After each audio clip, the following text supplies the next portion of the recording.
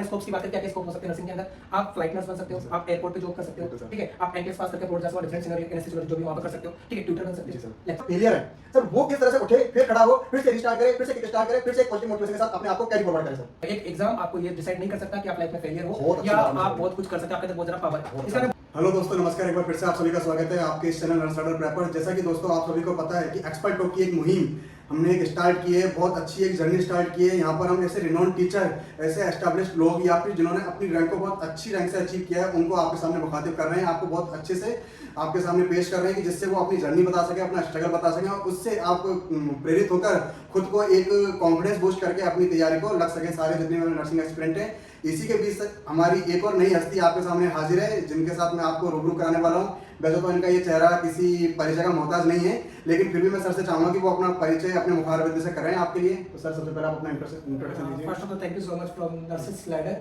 ठीक है, thank you sir. Thank you, welcome to me this on your channel कि आपने एज ए इनिशिएटिव लिया एंड कॉन्टेक्ट किया और चैनल में आपको बुलाने के लिए, लोगों के लिए मार्गदर्शन के लिए एक बार अपने विकल्प में प्रस्तुत किया, उसके लिए बहुत बहुत धन्यवाद सबका। मैं बताना चाहूँगा आप लोगों को कि I am the nursing officer in central government hospital DGHS के अंदर जो आता है, वहाँ पर मैं नर्सिंग ऑफिसर हूँ और एज ए नर्सिंग ट्यूटर भी इसमें आपका जो प्रोफेशन में 6 साल से लगातार काम कर रहा हूँ। नाम आप सबको पता ही है, दीपक सर मेरा नेम है और आपको पीडियाट्रिक और एमएसएन के रूप में मैं सब्जेक्ट टीच कराता हूँ नॉर्थ सेट एंड जितने भी गवर्नमेंट कॉम्पिटिटिव एग्जाम्स हैं उनके लिए। सर, जैसा कि आपने वर्ड यूज किया कि मैं पीडियाट्रिक और एमएसएन के रिगार्डिंग स्टूडेंट्स को गाइड करता हूँ, तो सर मैं आपसे इसी के बीच इसी कड़ी में क्वेश्चन करना चाहूंगी। सर, आप जब पीड्स पढ़ाते हो या फिर एमएसएन पढ़ाते हो, सर आज से 4 साल पहले जो एग्जाम का पैटर्न था और सर आज का जो नॉर्थ सेट का या फिर किसी भी नर्सिंग कॉम्पिटिटिव एग्जाम का पैटर्न है, उसमें सर जमीन आसमान का अंतर हो गया। तो इसी संदर्भ में सर पीड्स और एमएसएन का लेवल सर किस हद तक बढ़ा? सर आप हमारे नर्सिंग स्टूडेंट को गाइड करिए। Really it's very changeable, evolutionary changes आया इसके अंदर कि पहले जो एग्जाम पैटर्न होता था जस्ट लाइक वन लाइनर्स कि आपके डेवलपमेंटल माइलस्टोन पूछा गया, सिंगल के किस मंथ में कौन सा डेवलपमेंटल माइलस्टोन आता है। Nowadays the question asking about the further काफी क्लिनिकल अप्रोच यूज करता है एग्जाम क्वेश्चंस के अंदर कि जैसे कि आपसे कोई डेवलपमेंटल माइलस्टोन पूछा गया कि हेड डिलेइंग कब स्टार्ट होता है, तो हम जनरली बोलेंगे हेड कंट्रोल कब स्टार्ट 3 मंथ होता था, बट नाउडेज इट चेंजेस कि हेड डिलेइंग किस केस में होता है, जस्ट लाइक हाइड्रोसेफेलस। तो वहां पर हेड का लार्ज साइज वेट होता है, इसलिए हेड कंट्रोल डिले होता है। तो इस प्रकार के चेंजेस काफी सारे देखने को मिले। इवन एमएसएन के अंदर हम जनरली क्लिनिकल बेस्ड जो अप्रोच होता है, ठीक है, वो सिंपल आता है, इमेज बेस्ड इंक्लूड किया गया है, उसमें भी आपसे फर्दर क्वेश्चंस किए जाते हैं, मतलब deep conscious knowledge and critical patterns पे आपसे एम्स एग्जाम में पूछा जा रहा है। बहुत अच्छा सर, आपने सबसे अच्छी बात तो सर हमें लगी कि आपने सर विद एग्जांपल हमारे नर्सिंग एक्सपीरियंस को बताया कि सेकंड क्वेश्चन सर मैं आपसे करूंगा। जितना सर मैंने आपके बारे में रिसर्च किया, मुझे पता लगा सर कि जब आप अपने प्रिपरेशन फेज में थे तो सर कोई एक एग्जाम आपका क्रैक हुआ था, तो आप सर बिल्कुल एक क्लियर हो चुके थे अपने माइंड से कि हाँ यार मेरा तो एग्जाम क्लियर हो गया, मुझे तो अब बैठने पढ़ाई सब छोड़ देनी है। लेकिन फर्दर जब पता लगा स्किल टेस्ट में सर किसी कारणवश सर आप सिलेक्ट नहीं हो पाए, तो सर आप किस तरह से डिप्रेशन फेज को खुद से ओवरकम करके फिर से आप अपनी नई जर्नी के लिए आगे बढ़े, हमारे नर्सिंग एक्सपीरियंस को बताइए सर। 2017 की बात है कि सबसे पहले मेरा एग्जाम हुआ था, फर्स्ट एग्जाम ही था रायपुर एम्स। जी सर। जो वेल अप्रोच वो एक सिंगल बुक था, मैंने उसको कंप्लीट किया। जी सर। और उस बुक को कंप्लीट करने के बाद मेरा एग्जाम निकल गया था, मतलब 100 में से 72 मार्क्स मैंने उसमें अटेंड किए और मतलब मैं सेटिस्फाई था कि हाँ मेरा सिलेक्शन हो चुका है। जी सर। ठीक है, मेरा कोचिंग इन रनिंग ही चल रहा था उस टाइम ना, ठीक है, 2-3 महीने का समय मिला मुझे लगा प्राइवेट जॉब ज्वाइन कर लेना, तब तक मेरा सिलेक्शन ना हो, ताकि मैं क्योंकि एक्चुअली मेरा इसमें एक और कंसर्न है कि मैं एजुकेशन लोन पे था। Okay sir. है ना, तो मेरे को वो भी देखना था, है ना, तो मैंने उसने अपना प्राइवेट इंस्टीट्यूट ज्वाइन कर लिया और जिस दिन रिजल्ट्स आया मतलब फाइनल कि आपका सिलेक्शन लिस्ट में नाम आ चुका है, मैंने उसको क्विट कर दिया, छोड़ के घर चला आया और जस्ट रिलैक्स कि घर वालों को भी पता है, सबको सिलेक्शन हो गया, सबको पता लगा कि सिलेक्शन हो गया। बट फाइनली फिर एम्स रायपुर आपको अनाउंस करता है कि आपका स्किल टेस्ट लिया जाएगा। जी सर। और स्किल टेस्ट मेरा पहले ही दिन था, फर्स्ट डे। और एक्चुअली होता है कि राजस्थान में, अब मैं रियली बोलूं कि नाउडेज क्लिनिकल अप्रोच बहुत बढ़ा दिया है। पहले जब मैं नर्सिंग कर रहा था, एक छोटा सा इंस्टीट्यूट था जहां से मैंने नर्सिंग किया, तो क्लिनिकल नॉलेज मुझे इतना नहीं मिला, मतलब एजुकेशनल या कंटेंट मुझे बहुत कुछ पता था, बट क्लिनिकल नॉलेज मेरा थोड़ा कम था। तो जब मैं स्किल टेस्ट देने जाता हूँ वहाँ पे, तो कुछ स्पोर्टिंग डायग्राम्स होते हैं उनको मैं इजीली करेक्ट कर लेता हूँ, मैंने देखा हुआ था। बट जब प्रोसीजर की बात आती है, क्लिनिकल अप्रोच की बात आती है, वहां जाकर मैं थोड़ा फेल हो गया। जैसे लाइक एब्डोमिनल एग्जामिनेशन हो गया, कंगारू मदर कीर हो गया, हैंड वॉशिंग हो गया, आई नो कि टाइमिंग वगैरह कितना लगता है, but how to perform the clinical error, that's why my failure. और वहां पर मुझे रियलाइज हुआ कि इस फील्ड में अभी मुझे बहुत मेहनत करना है, not only the educational basis पे, कि मुझे सीखना भी बहुत कुछ है। सर, आपने जो चीज़ बोली कि है ना, मैं जब स्किल टेस्ट में नहीं हो पाया मेरा सिलेक्शन, तो सर मैं ये मानता हूँ कि ह्यूमन फिनोमेना है कि बहुत ज़्यादा डिप्रेस्ड हो जाते हैं सर हम। तो सर जब आप डिप्रेस्ड हुए थे या फिर हताश हुए थे, और सेकंड थिंग आपने बोला कि बहुत सारे लोगों को पता लग गया था, जैसे आपके फैमिली मेंबर्स और जो आपके कलीग्स वगैरह, कि अरे यार सर का तो दीपक जी का तो सिलेक्शन हो गया, अच्छा है, चलो मजे हो गए। लेकिन सर जब आपको लास्ट में पता लगा स्किल टेस्ट में हुआ ही नहीं, तो उसके बाद सर खुद को आपने किस तरह से मोटिवेट किया? ये हमारे नर्सिंग एक्सपीरियंस का बहुत चैलेंजिंग क्वेश्चन है सर। मैं सबको यही बोलना चाहूंगा कि लाइफ में केवल एजुकेशन सेक्टर में ही आपका चैलेंजिंग फेस नहीं आते जब आप फेलियर होते हो, लाइफ में भी कई बार आप लोग फेल होगे। जी सर। है ना ये टर्म, और मेरी लाइफ में कई बार फेलियर देखे। नर्सिंग की तो मैं बात नहीं करूंगा, मैंने 3-4 एग्जाम दिए, उसके बाद मैं निकल गया। बट लाइफ में भी बहुत सारे चैलेंजेस मेरे सामने आए हैं। मतलब इवन जब मेरे को एजुकेशन करना था तो फाइनेंशियल बर्डन था, ठीक है। जब एजुकेशन हो गया तो मेरा फेलियर हो गया, वो भी मैंने देखा ना। I am just let's overcome कि एवरी जर्नी में आपको कंसिस्टेंटली हार्ड वर्क करते रहना है। सिंपल सी बात है। आप इवन ऐसे भी एग्जांपल्स है कि मेरे सीनियर्स थे, उनको 5 साल हो गए थे तब भी सिलेक्शन नहीं हुआ, बट 5 इयर्स उन्होंने कंसिस्टेंटली दिया, आज वो दिल्ली एम्स में सिलेक्टेड है, मेरे 5 साल बाद, है ना। तो मैंने ऐसे भी लोग देखे। तो सिंपल सा मीन से लाइफ में बहुत सारे चैलेंजेस आएंगे, हर लेवल पे आएंगे आपका, और उनसे ओवरकम करने का तरीका है शांति बनाए रखें और अपना काम डेडिकेशन के साथ hard work always pay to. आपको हार्ड वर्क से हर चीज मिल जाएगी। अब चैलेंजेस आते हैं, कई लोग जस्ट लाइक बोल देते हैं गिव अप कर दो। जी सर। लाइफ में गिव अप कुछ होता ही नहीं। बिल्कुल सर, बहुत क्या अच्छी गिव बात अप है। करोगे आप? लाइफ में गिव अप करने का मतलब चुपचाप बैठ जाना, कुछ भी नहीं करना। जब तक आप कोई चीज करते रह रहे हो ना, लगातार कुछ ना कुछ करते रहे हो, वो गिव अप है ही नहीं। कहते हैं सर कि वक्त कैसा भी हो निकल ही जाता है। निकल ही जाता है, तो गिव अप तो कोई ऑप्शन है ही जी नहीं। Sir. You are only the things in your hand. अगर आपके पास कुछ नहीं, हार्ड वर्क, जी सर, वही आपको करना है। तो सर- सिंपल सी बात है, हार्ड वर्क करते रहना है। सर आपसे एक क्वेश्चन इसी जर्नी के बीच में एक क्वेश्चन और मेरे ख्याल में आया और सर मैं नोट डाउन भी है कि सर जब आपने बोला कि जब आपका सिलेक्शन हो गया तो आपने प्राइवेट जॉब ज्वाइन कर लिया था, तो सर मैं बहुत सारे नर्सिंग एक्सपर्ट्स का मेरे पास एक क्वेश्चन आता है कि सर थोड़ा सा है ना, जब तक हमारे एग्जाम्स नहीं लग रहे या फिर सर हमारे कोई एग्जाम्स क्रैक नहीं हो रहा है, एक या 2 एग्जाम दिए हमारे क्रैक नहीं हो रहे, तो सर क्या हम प्राइवेट क्लिनिकल हॉस्पिटल ज्वाइन कर लें या सर किसी कॉलेज को ज्वाइन कर लें? तो सर ये किस हद तक सही है? क्योंकि सर मैं मानता हूँ कि है ना, आप एक वक्त तक अपने पूरे डेडिकेशन के साथ उस एग्जाम को दो, कहीं आप शिफ्टिंग मत करो।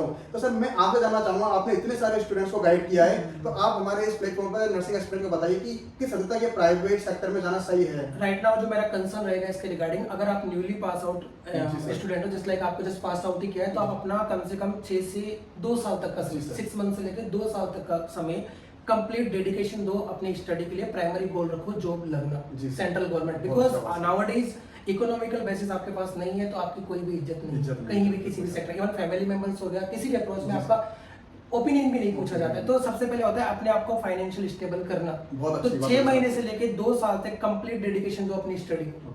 2 साल में अगर आपका एग्जाम क्रैक नहीं होता है तो बेटर ऑप्शन, अगर आपको फाइनेंशियल क्राइसिस हो रहा है उसके बाद, आप प्राइवेट कॉलेज ज्वाइन कर सकते हैं। प्राइवेट कॉलेज में आपको 2 घंटे क्लास लेने, 4 घंटे का समय मिल रहा है, मतलब आप स्टडी से अलग नहीं हो रहे हो, तो आप वो कर सकते हैं। अगर ऑप्शन मुझसे पूछा जाए कि मेरे को क्या करना चाहिए, तो आप कॉलेज ज्वाइन करो।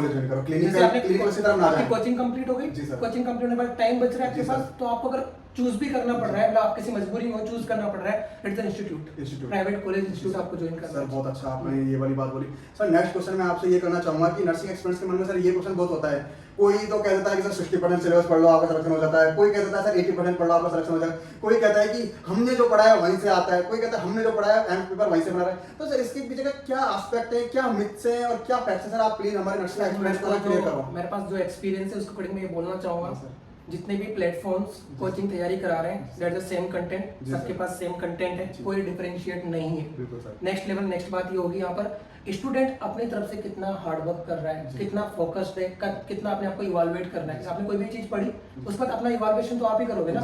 मैं आज आपको टेस्ट सीरीज बना के दे दूंगा मेरे मन के अकॉर्डिंग, और उसमें आप नंबर भी ले आए तो कोई मतलब नहीं है। तो दैट्स आप टॉपिक को समझिए, उस टॉपिक के रिगार्डिंग अपने एमसीक्यू सोल्व कीजिए, और आपको जब फील हो जाए कि मेरा रिजल्ट पॉजिटिव आ रहा है, तब आपकी सक्सेस पॉजिटिव डायरेक्शन में जा रही है। किसी कोचिंग के टेस्ट सीरीज से या किसी प्लेटफॉर्म के टेस्ट से आपके नंबर कम ज्यादा आ रहे हैं, कोई फर्क नहीं पड़ता है।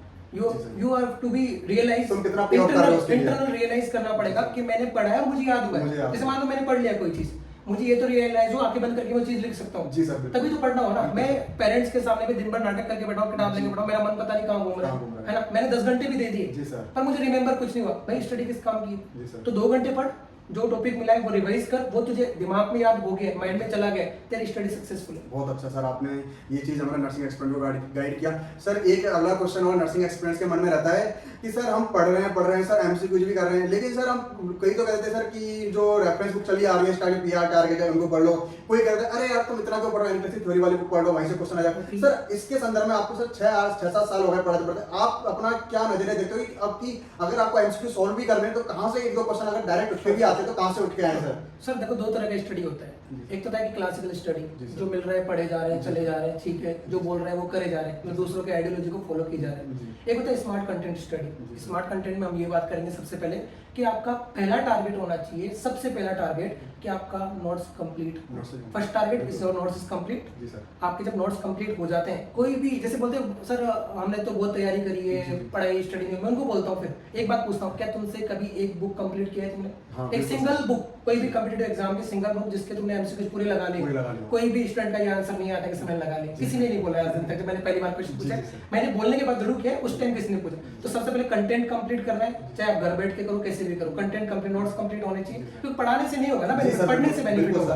अगर हम बात करें पढ़ने से बेनिफिट, सबसे पहले नोट्स कंप्लीट करना है, कोई सिंगल कॉम्पिटिटिव बुक आपको लगानी है। ये दोनों काम जब आपके हो जाए, प्रीवियस ईयर क्वेश्चन पे जाना है, ताकि आपको ये पता लगेगा कि अब क्वेश्चन कहां से आ रहा है। अब डायरेक्ट चले जाओगे तो नहीं, सोल्व नहीं कर पाओगे, प्रीवियस ईयर क्वेश्चन पे जाना है। उसके बाद अगर एनक्लेस अप्रोच की बात आती है, आप लोग बोलते हैं कि एग्जाम क्लियर करने के लिए एनक्लेस जरूरी है, बिल्कुल जरूरी है। तो अगर कोई एनक्लेस नहीं पढ़ पा रहा है तो सिंपल सी बात है, उसके अंदर पिरामिड शेप क्वेश्चंस होते हैं, ट्रायंगल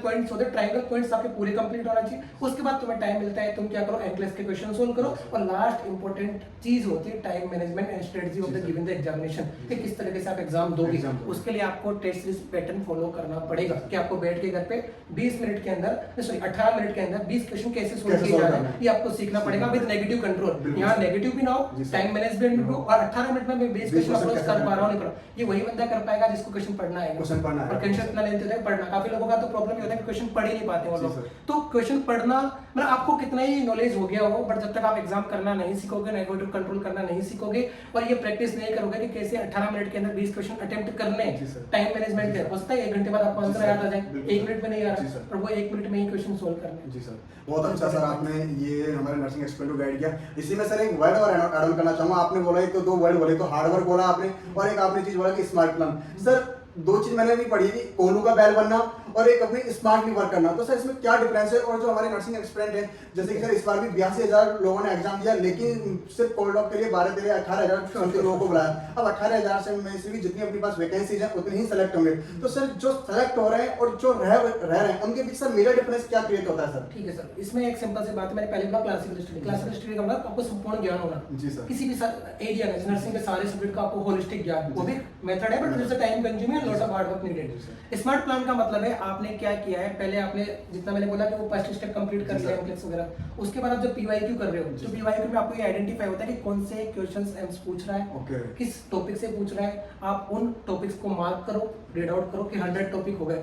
अब 100 टॉपिक आपको इतने अच्छे से कंप्लीट करना है ना कि कोई भी क्वेश्चन आ जाए, इस 100 में से मेरा एक भी नहीं छूटेगा। It's smart plan. बहुत अच्छा सर, आपने ये 100 टॉपिक मैंने चूज किए हैं, पुराने क्वेश्चंस पेपर में आया हूं, और इन्हीं 100 में से तो मैं एक भी नहीं छोड़ूंगा। जस्ट लाइक एग्जांपल, अगर पीडीए की बात है, growth and development, just like MSM की बात करें, आपका अपेंडिसाइटिस है ना, ड्रग्स की बात करें, tuberculin drugs, lithium, digoxin, you know well about psychotropic drugs. तो ये जो टॉपिक्स है आपको कंप्लीट करना, कॉन्ट्रासेप्टिव्स कम्युनिटी के अंदर, तो ये तो हमें पता है ना कि क्या आने वाला है। तो 100 टॉपिक तो कंप्लीट कर सकते हैं। एक से नहीं हो रहा है, पूरा सब्जेक्ट नहीं पढ़ा जा रहा है, 100 तो कंप्लीट कर। बहुत अच्छी आपने बात बोली। तू 100 कर पाएगा तो बहुत कुछ कर पाएगा, तू 100 ही नहीं कर पाएगा तो कहां से आएगा? तो बर्डन मत ले, कम में कर, पर कर। 100% मत करो, 70% करो, 70% को ऐसा अच्छे से करो कि उसमें 100% गलत ना हो सर। वो 100% करो सर। जैसे 70% जो हमने पढ़ लिया, वो आपके जो भी क्वेश्चन वहां आ रहे हैं, वो 100% रिजल्ट निकलेगा, उसमें फेलियर नहीं होना चाहिए। बहुत अच्छा सर आपने। सर मैं आपकी जर्नी पे आता हूं सर, एक क्वेश्चन आपकी जर्नी से करता हूं कि सर कब आपके मन में ये कीड़ा है कि यार मुझे सर ठीक है सर, मैं गवर्नमेंट जॉब तो लग गया, अब मुझे टीचरशिप में जाना चाहिए। ये कीड़ा सर आजकल हर दूसरा इंसान जो भी नर्सिंग ऑफिसर बन रहा है, उसके मन में आता है कि अल्लाह पढ़ा लो, लेकिन सर हर कोई स्मार्ट टीचर नहीं बन सकता सर, जितना मैं जानता हूं। जितने रिनॉन्ड टीचर हैं वो रिनॉन्ड ही रहेंगे, हर कोई इंसान जाके ब्लैक बोर्ड पर पढ़ा देगा, वो टीचर नहीं करा सकता सर। तो सर आपके मन में कभी कीड़ा है कि मुझे टीचरशिप करनी है? सर आज आप इस तरह से अपना पीडिया वाले सर के नाम से खुद को है ना अप्रोच कर पा रहे हो? नर्सिंग पीडिया, ठीक है जी सर। तो अगर मैं यहाँ पर बेसिकली बात करूँ तो मैंने टीचिंग को चूज नहीं किया है, टीचिंग ने मुझे चूज बहुत अच्छा सर, है, मतलब मैंने चूज नहीं किया है। I am just okay like nursing officer, I am happy, मैं काफी खुश था नर्सिंग ऑफिसर बनके। उसके बाद एक ड्यूरेशन आता है, इसको बोलते हैं कोविड। जी सर, कोविड-19 जो था, कोविड-19 मुझे कोविड भी हुआ, मैं 1 महीने जेल काट किया। जेल का मतलब क्वारंटाइन, सिम्टम्स कुछ भी नहीं। तो बेसिकली जर्नी यहाँ से स्टार्ट होती है। मैं अक्षरधाम पे रहता हूँ, और अक्षरधाम पे हमारे सामने एक खेल ग्राउंड स्टेडियम खाली पड़ा, वहाँ पे well and teachers, Tarun sirs आते थे। हम लोग कोविड चल रहा था तो उनके पास भी काम नहीं था, तो हम लोग क्या करते थे, just like playing in cricket खेलते थे। तो वहाँ से सर को कुछ फाइनेंशियल इश्यूज थे या कुछ भी जो भी रहा हो, उसके भी यहाँ पे सर ने बोला कि हम कुछ स्टार्ट करते हैं, सर पहले से टीचिंग से जुड़े हुए जी सर। तो हम तो जस्ट लाइक न्यू कमर, पर हमारे पास नॉलेज था कि हम Knowledge था। एग्जाम काफी क्लियर बिल्कुल किए थे, ठीक है। तो सर गिवन मी एडवाइस कि हम कुछ ऑनलाइन प्लेटफॉर्म स्टार्ट करते जी हैं, सर। और उस टाइम कोविड के टाइम सारी कोचिंग्स बंद हो चुकी थी। जी सर। तो हमने एक प्लेटफॉर्म स्टार्ट किया ऑनलाइन, है जी सर। ना, एक नया प्लेटफॉर्म जो कि फर्स्ट ऑनलाइन प्लेटफॉर्म बोल सकते हो, उस टाइम कोविड के टाइम पे से था, और हमने पहली बार में 40 स्टूडेंट वहां पर लिए, बहुत अच्छा। फर्स्ट टाइम पे 40 स्टूडेंट, है बहुत ना। अच्छा सर। तो वहां से सर जर्नी स्टार्ट हुई। Even I don't know how to in front of camera कैसे करना, हालांकि मैंने एक साल ट्यूटरशिप किया हुआ था प्राइवेट कॉलेज के अंदर, जी। बट एक होता है कोचिंग सर जी सर, बिल्कुल कोचिंग में जो स्टूडेंट पढ़ने आ रहा है हाँ। सर, वो कॉलेज कंटेंट के लिए नहीं आ रहा कॉलेज सर, कंटेंट के वो लिए नहीं उस आ रहा। कंटेंट के लिए आ रहा है कि यार मुझे सिलेक्शन चाहिए। हाँ, तो फिर वहां पर कि आपको ऑलरेडी एग्जाम्स का एक्सपीरियंस है, आप दे चुके थे 7 से 8 एग्जाम, तो आपको ये तो पता था कि क्या पूछने क्या वाला पूछने है, वाला है। बट आपको ये नहीं पता था कि इनको डील कैसे करना है, इनको डिलीवर कैसे करना है करके। The Tarun sir very help to me कि हाउ टू टीच, कैसे पढ़ना है, कैसे पढ़ाना है, दे आर स्मॉल ट्रिक्स के कैसे पेन पकड़ना जी है, सर। बोर्ड का कितना यूज कितना करना use है, करना है। कितना खड़ाना है, क्या कंटेंट पे ज्यादा जोर से बोलना है, बहुत अच्छा। कितना धीरे से बोलना है, तो उन्होंने मेरे अंदर टीचिंग स्किल्स डेवलप Okay, की। इसके लिए मैं बहुत डिनाई नहीं करूंगा, दे बिल्कुल lot of help to me in this sector, तब जाके थोड़ा सा एनहांसमेंट हुआ, और आज है। आज आप बहुत सारे बिल्कुल एक इतने सारे स्टूडेंट्स को सर आप गाइड करो, पीडीएफ पढ़ा रहे हो, एमएसएन पढ़ा रहे हो। सर अगला क्वेश्चन सर मैं आपसे पूछूंगा, एक तो सर मेरे अंदर भी था जब मैं अपने प्रिपरेशन फेज में था और मैंने इसको बहुत अच्छे से इवोल्यूट किया, लेकिन सर एक आप एक टीचर हो, वेल नोन टीचर हो, आप अगर हमारे नर्सिंग एक्सपीरियंस को बताओगे तो बहुत अच्छा लगेगा। सर दो वर्ड होते हैं, एक तो होता है टारगेट फिक्स करना, आप डेली रूटीन में अपना पढ़ रहे हो, एक तो होता है सर टारगेट फिक्स करना, एक होता है टाइम टेबल बनाना। तो सर क्या बेस्ट है सर आपके अकॉर्डिंग? सर मैं थोड़ा सा कंक्लूजन करना चाहूंगा, ये स्टडी के बारे में जी सर, स्टडी के बारे में कि जैसे कि आपको जैसे एक फिक्स शेड्यूल बना लेना, जी सर, टारगेट बना जी लेना। सर कि जैसे कि आपका 6 मंथ स्ट्रेटजी प्लान के 6 मंथ के बाद नोट सेट आने वाला है या फिर कोई भी नर्सिंग कॉम्पिटिटिव एग्जाम आना है मुझे क्लियर करना है, तो सर वो उसके लिए टाइम टेबल बना के चले, टारगेट बना के चले सर? सर अपने आप का मन में डाल ले कि लास्ट एग्जाम है, पहली बात तो बहुत अच्छा सर, है ना, कि आप किसी चीज को करने उतर रहे हो ना, जी सर। तो टाइम मत देखो कितने दिन में करोगे, बिल्कुल एग्जैक्टली है ना, सर, टारगेट्स बना जितना लिया। जल्दी अचीव करोगे उतनी ग्रोथ मिलेगी उस सेक्टर में जी आपको, सर। जितना जल्दी करोगे उतनी जल्दी अचीव करोगे। सर कई बार होता है कि ये तो सर मेरे साथ भी होता था कि हम जब सर पढ़ रहे हैं फर्स्ट पेज पे तो हम बहुत अटेंटिव हैं, Yes. लेकिन सर जैसे लास्ट पेज आता है, अरे यार ठीक है हो गया, अरे यार चलो ठीक है खत्म करते हैं, तो सर उस जगह हम अपने माइंड को किस तरह से ना मतलब कि वो दें, एक रेस्पॉन्स दें, किक दें कि भाई नहीं लास्ट पेज से भी क्वेश्चन आ सकता है। बिल्कुल बिल्कुल बिल्कुल आ सकता है। मैंने बोला ना कि आप जब भी स्टार्ट कर रहे हो ना, जी। फर्स्ट से लास्ट तक करोगे ना, जी। तो आपको चीजें बहुत ज्यादा याद होगी और मिक्सअप नहीं होगी, जैसे और सब्जेक्ट के साथ मिक्स नहीं होगी, जी, डेली जी। पे आप कर रहे हो मिक्स होगी। जी, सर। आपका एक बार कोचिंग कंप्लीट हो गया, फिनिश 6 मंथ जी। कंप्लीट, आप ऐसा करो हार्ड टू इजी तो मत जाओ, इजी टू हार्ड ही जाओ, जो जी, मैं सर। इजी लगता है बिल्कुल सबको, सर, सबको है ना। सर। तो सबसे पहले इजी सब्जेक्ट पकड़ो जो भी आपको लगता जी, है, सर। उसको 5 दिन 10 दिन के अंदर पूरा पढ़ तो लिया ना 6 महीने में, बिल्कुल सर। दोबारा 10 दिन में कंप्लीट कर बिल्कुल, लोगे, easy 10 दिन सर। मैक्सिमम जी, सर, है, बिल्कुल। 10 दिन के बाद कंप्लीट करने के बाद उसके एमसीक्यूज करो, बिल्कुल सर। ठीक है, एक बार नॉर्मल एमसीक्यूज करना है, फिर दोबारा से इस पैटर्न को रिपीटेशन मोड में चलाते चलाते रहो, रहो। बस यही करना है। बहुत अच्छा सर आपने हमारे नर्सिंग एक्सपीरियंस को गाइड किया। आखिरी में सर एक सवाल जरूर मैं करना चाहूंगा, देखो सर जो एग्जाम को क्रैक कर लेता है, सक्सेस पा लेता है, उसके लिए भी रात को नींद नहीं आती, हाँ। और सर जो उसी दिन अपने रिजल्ट को देख के उसका सिलेक्शन नहीं होता, नींद उसको भी नहीं आती, लेकिन सर दोनों के बीच जब नींद ना आने का जो फासला है उसमें जमीन आसमान का अंतर है सर। तो सर जो सक्सेस पा चुका होता है उसके पास तो आगे करने के लिए बहुत सारे ऑप्शंस आते हैं कि यार मुझे आज ये करना है, ये करना है, ये करना है, लेकिन सर जो फेलियर है सर वो किस तरह से उठे, फिर खड़ा हो, फिर से रिस्टार्ट करे, फिर से किक स्टार्ट करे, फिर से एक पॉजिटिव मोटिवेशन के साथ अपने आप को कैरी फॉरवर्ड करे सर? अगर आप नॉट सेट के लिए जा रहे हो, जब तक नॉट सेट कंप्लीट नहीं होता है, मतलब आपकी एज 30 नहीं होती है, जी सर। आई जस्ट एडवाइज कि सबको अपना हार्ड वर्क करते रहना जी चाहिए। सर। अगर आपको इंडिया में ही जॉब करना है, जी मतलब सर। फेलियर कोई चीज होती नहीं जी है, सर। आपका हर एग्जाम अलग अलग टाइप का लक देके जाएगा और पता नहीं किस एग्जाम में आपका सिलेक्शन हो जाएगा, जी सर। इसको कोई नहीं बता सकता। और आप कितने कमजोर हो या कितने अच्छे हो, ये भी कोई आइडेंटिफाई, एक एग्जाम आपको ये डिसाइड नहीं कर सकता कि आप लाइफ में फेलियर बहुत हो अच्छी या बात आपने आप बोली। बहुत कुछ कर सकते हो, आपके अंदर बहुत ज्यादा पावर बहुत है। अच्छा इसका मैं अच्छा। बोलना चाहूंगा, अगर आपको कहीं लगता भी है कि मैं इंडिया के अंदर सक्सेस नहीं कर पा रहा जी हूँ, sir. You are going to be abroad,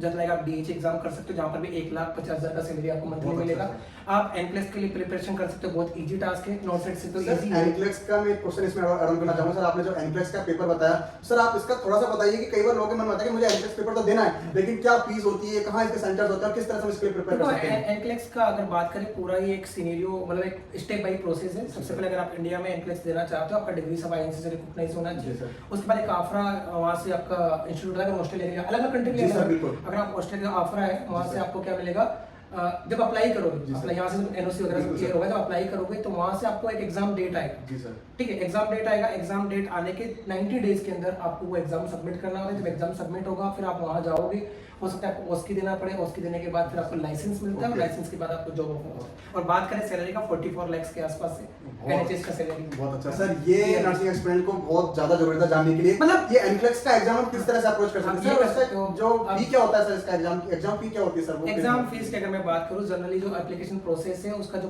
initial process है 5000 है। अगर फीस की बात करूं 28 से 30,000 के बीच एग्जाम फीस जो मेन एग्जाम होने वाला है। आप किसी कोचिंग से प्रिपरेशन करते हो इंडिया के अंदर तो लगभग 45,000 का अराउंड फीस स्ट्रक्चर, इसमें आपको वो सब तरह से हेल्प करेंगे, किस कंट्री के लिए अप्लाई करना है, क्या करना है सारा। सर जैसे कि आप भी सर कह रहे थे या मैंने आपके बारे में पढ़ा है सर, आप NCLEX के लिए बहुत ज्यादा मोटिवेटेड हो। आपका एक एम बना हुआ है कि मुझे नर्सिंग फील्ड में अपना नाम इस तरह से एस्टैब्लिश करना है कि मैं जब अपना नाम लिखूं तो वहां पे लिखा है कि NCLEX क्वालिफाइड। तो सर आप इस विजन को किस तरह से लेते हो और सर कब तक का आपका सर ये प्लान है कि मुझे करना ही है सर? मैंने ये मानना है कि आप जिस प्रोफेशन में हो ना उतना अपना हाईएस्ट दे दो, जितना आप हाईएस्ट कर सकते हो। अगर आपने प्राइमरी गोल निकाल लिए उसके बाद लाइफ में करने के लिए कुछ नहीं करता, लोग नर्सिंग में कुछ नहीं करते, आपके पास टाइम है, सब कुछ है, क्या ही करोगे अपना। तो जितना हाईएस्ट आप कर सकते हो करो। तो अपना एग्जाम होता है NCLEX। इसके बाद एक अगर बात करूं फ्लाइट नर्सेस का सबसे हाईएस्ट है। NCLEX के बाद भी आपको फ्लाइट नर्स अगर आप करना है, it is the highest level of the nursing के वहां पर आप flight nurse sir male candidate जा सकता है? नो वो तो कैन अप्लाई इन पर वो केवल अब्रॉड में ही अप्लाई है, इंडिया के अंदर नहीं है। ठीक है, इंडिया के अंदर है बट जस्ट लाइक इंडिया में कोई भी जा सकता है। बट अगर आप अब्रॉड में जा रहे हो, वहां पे NCLEX क्लियर करते हो, उसके बाद आपको फ्लाइट नर्स का अलग से डिप्लोमा लेना पड़ेगा, तब आप फ्लाइट नर्स बन सकते हो, अदरवाइज आप नहीं बन सकते। सर ये बहुत बेनिफिशियल इंफॉर्मेशन सर आपने ना हमारे नर्सिंग एक्सपर्ट को दी है कि जो एक खुद का करियर फॉरेन के लिए देख रहे हैं, क्या फॉरेन में किस तरह से एस्टैब्लिश हो सकता है सर, उनके लिए एक बहुत अच्छा ये माइलस्टोन सेट होने वाला है सर। यहाँ पे एक और बात बताऊँ कि नर्सिंग इतना सा नहीं है, इट्स नॉट अ समथिंग, बोले बहुत छोटा ये मेरा नेक्स्ट क्वेश्चन यही था सर आपसे। और काफी बड़ा है, काफी इलैबोरेटेड है और काफी स्कोप है। यू कैन बिकम द करोड़पति जो बोलते हैं। जी सर बिल्कुल, बिलियनियर करोड़ में आप बन सकते हो आराम से नर्सिंग में, बट एफर्ट्स रिक्वायर्ड। एफर्ट्स का मतलब होता है sacrifice, family sacrifice, time sacrifice और लाइफस्टाइल हार्ड वर्क पे जो तभी आपको पैसा मिलेगा। तो जैसे मैं अगर स्कोप्स की बात करें, क्या क्या स्कोप हो सकते हैं नर्सिंग के अंदर, आप फ्लाइट नर्स बन सकते हो, आप एयरपोर्ट पे जॉब कर सकते हो, ठीक है, आप NCLEX पास करके अब्रॉड जा सकते हो, डिफरेंट सिनेरियो एनेस्थेसियोलॉजी जो भी वहां पर कर सकते हो, ठीक है, ट्यूटर बन सकते हो, लेक्चरर्स के लिए जा सकते हो, है ना, कम्युनिटी हेल्थ ऑफिसर, तो करने के लिए बहुत कुछ है आपके अंदर डेडिकेशन होना चाहिए। और ऐसा नहीं कि यार इसमें जॉब नहीं मिलता है। नर्सिंग ऐसा प्रोफेशन है जहाँ पर आपको कहीं ना कहीं जॉब जरूर मिल जाता है, चाहे प्राइवेट सेक्टर हो, चाहे गवर्नमेंट सेक्टर हो, चाहे आप खुद का सेक्टर हो, तो मिल जाता है, आप कर सकते हो काम, शांति से बैठने की जरूरत नहीं। Sir thank you so much sir, आपने इतना अच्छे सर इतने बहुत ही कंसाइज वे में और इतना अच्छे से एलैबोरेट कर दिया सारी चीजें कि मुझे नहीं लगता नर्सिंग एक्सपीरियंस इस इंटरव्यू को देखने के बाद कहीं भी खुद को कंफ्यूजन वाली स्टेज में पाएगा सर। बस एक सिंपल चीज को लास्ट यहाँ पर अगर बोलूँगा मेरे तरफ से जो बोलना है मुझे, कि लाइफ में कुछ ना कुछ ड्रीम्स जरूर बना के रखो। ड्रीम्स का मतलब उन ड्रीम्स के बिना तुम काम नहीं कर पाओगे आगे। जैसे अगर मैं पर्सनली मेरी बात करूँ, इसे मतलब ह्यूमन लाइफ स्टाइल के बारे में बात करूँ, मेरा ड्रीम्स है कि मैं इंडिया को जानूं और मुझे मौका मिले तो मैं अब्रॉड भी विजिट करके आऊं। मैं एज ए कमाने के लिए नहीं बोल रहा, NCLEX पास करके एज ए ट्रैवलर तो कुछ ना कुछ पैशनेट आपके अंदर होना चाहिए। जब पैशनेट होगी तभी तो पैसे कमाओगे, नहीं तो क्यों आप उसमें संतुष्ट हो जाओगे, रिलैक्स रहोगे कि क्या करना है, ठीक है, इतना आया ना, खाना सुबह शाम सोना है, ओके। तो something make a dream, just like sir ने भी बना रखा है कि इनको इंटरव्यू लेने जो भी करना है, तो कुछ ना कुछ ड्रीम या पैशनेट जरूर हो किसी चीज के लिए, चाहे आप लाइफ स्टाइल के रहो, अपने फैशन सेंस के लिए रहो, आपका गैजेट किसी लोगों का गैजेट कलेक्शन का मोड होता है, बाइक्स वगैरह कार्स, तो किसी न किसी चीज को जरूर मोटिवेशन रखो लाइफ में। बहुत अच्छा सर आपने बात बोली सर। चाहे फैमिली को घुमाने का रखोगे, मैं पैसे कमा के फैमिली को घुमाने, कोई ना कोई आपके पीछे एक गोल होना चाहिए, तब आप हार्ड वर्क करोगे, नहीं तो आप हार्ड वर्क कभी नहीं करोगे सर। ये और सर जो सर आपने बोला कि है ना, मेरा भी एक इंटरव्यू या पॉडकास्ट बना हुआ है सर, ये जितने भी आप टीचर्स हैं या फिर जितने भी आप अच्छे पोस्ट पे खुद को रिप्रेजेंट करते हैं सर, आप लोगों का बड़ापन है कि मुझे इस काबिल आप समझ रहे हो या फिर मुझे मौका दे रहे हो कि मैं आप लोगों को इस एक प्लेटफॉर्म पे सबको एक साथ है ना रख सकूं और जितने में नर्सिंग एस्पिरेंट है वो खुद को मोटिवेट रख सके इस तरह से, जो भी हताश हुए बैठे हैं। लास्ट में सर आपको ये पूछूंगा कि आपको पर्सनली कैसा फील हुआ सर मुझसे जुड़कर, हमारी प्लेटफॉर्म से जुड़कर और हमारी जो एक नई मुहिम एक्सपर्ट टॉक चलाई है इससे जुड़कर? काफी अच्छा लगा, क्योंकि इससे काफी बेनिफिट मिलता है, स्टूडेंट्स को भी लगता है कि हाँ लोग हैं और प्रोफेशन में काफी सबका जो एक होता है ना कि वे ऑफ पॉइंट क्या है नर्सिंग प्रोफेशन को देखने का, ये नजरिया बदलता है। दूसरा वो सीखते हैं कि इन लोगों की जर्नी में काफी ऑब्स्टेकल्स रहे होंगे और इन्होंने भी ओवरकम किया है, तो हम भी कर सकते हैं। और इट्स द लास्ट पॉइंट कि हमें हार्ड वर्क करना ही, आप भी अपनी जर्नी में हार्ड वर्क कर रहे हो, हम हमारी जर्नी में हार्ड वर्क कर रहे हैं। तो hard work always giving something to everyone, not हमें देने वाला है, कोई भी स्टूडेंट हो उसको कुछ ना कुछ देके जरूर जाएगा। Thank you so much Thank you sir, so much. आपने अपना कीमती वक्त दिया एंड सारे नर्सिंग एक्सपर्ट को बोलूंगा कि जो भी इस इंटरव्यू को देख रहे हैं इसी तरह से आप बने रहिए, चैनल को जरूर सब्सक्राइब करिए कि जिससे कि आप लोग और इससे भी नए नए प्रतिभावान लोगों से जुड़ पाएं, उनके इंटरव्यूज को देख पाएं और उनसे खुद की जर्नी को एक नई डायरेक्शन दे पाएं। Thank you sir. Thank you so